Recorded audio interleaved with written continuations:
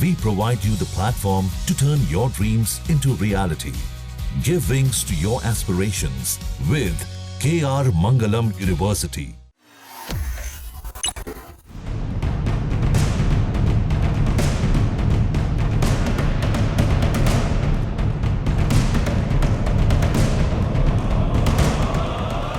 तेरह दिनों तक जबरदस्त जंग के बाद मिडिल ईस्ट में अब शांति लौटने की उम्मीद है, क्योंकि कतर की मध्यस्थता के बाद ईरान और इजराइल में अब सीजफायर हो चुका है।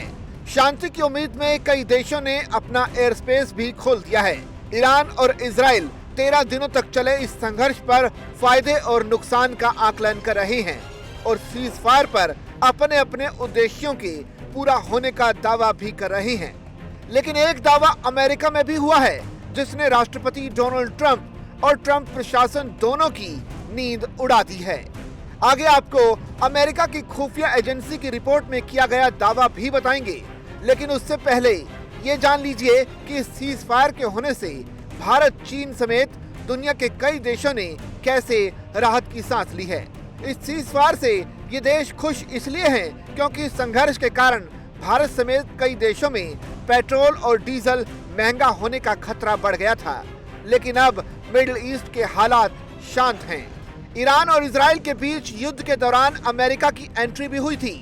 अमेरिका ने ईरान में परमाणु ठिकानों को तबाह करने के इरादे से अपने B-2 बम्बर्स का इस्तेमाल किया था और ईरान के 3 ठिकानों फोर्डो, नतांज और इस्फहान पर हमला किया था।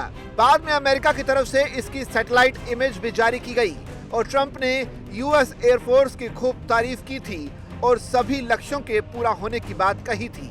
लेकिन अब ट्रंप के उन तमाम दावों की हवा खुद अमेरिका की ही एजेंसी ने निकाल दी है।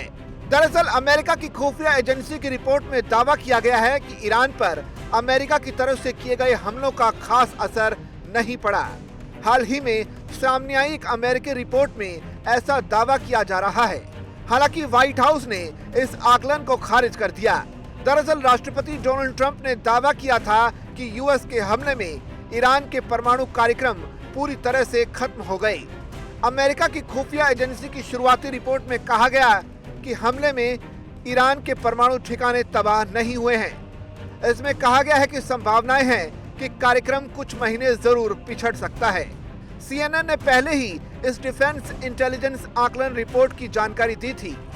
अमेरिका ने फोर्डो, नतांज और इस्फहान पर हमले किए थे। हमलों के आकलन करने वाले जानकार 2 लोगों ने CNN से बातचीत में बताया कि ईरान का यूरेनियम भंडार नष्ट नहीं हुआ है। इसमें से एक का कहना है कि सेंट्रीफ्यूजेस भी अब भी मौजूद हैं। उन्होंने कहा कि DIA का आकलन ये है कि अमेरिका ने उन्हें ज्यादा से ज्यादा कुछ महीनों के लिए पीछे धकेल दिया है। रॉयटर्स की रिपोर्ट में बताया गया है कि ईरान के यूरेनियम का एक बड़ा हिस्सा अमेरिका के हमलों से पहले ही अलग अलग स्थानों पर शिफ्ट कर दिया गया था।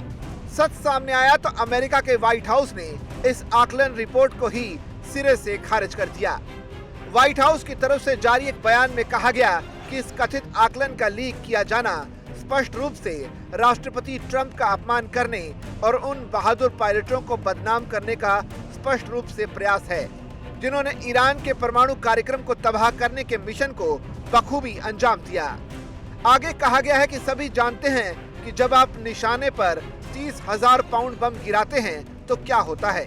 ईरान के 3 परमाणु प्रतिष्ठानों को निशाना बनाए जाने से जुड़ी जानकारी देने के लिए अमेरिकी राष्ट्रपति डोनाल्ड ट्रंप, प्रशासन के शीर्ष खुफिया अधिकारी अमेरिकी संसद के सदस्यों के समक्ष पेश होंगे और गोपनीय जानकारी समेत वस्तुस्थिति से अवगत कराएंगे।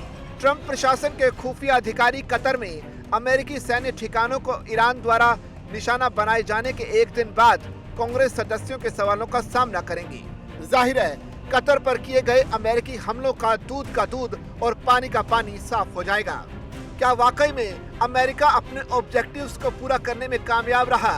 क्या वाकई में अमेरिकी हमलों से पहले ईरान ने अपने परमाणु को कई जगह शिफ्ट कर दिया था?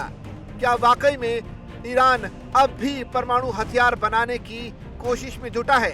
कमेंट करके आप जरूर बताइए।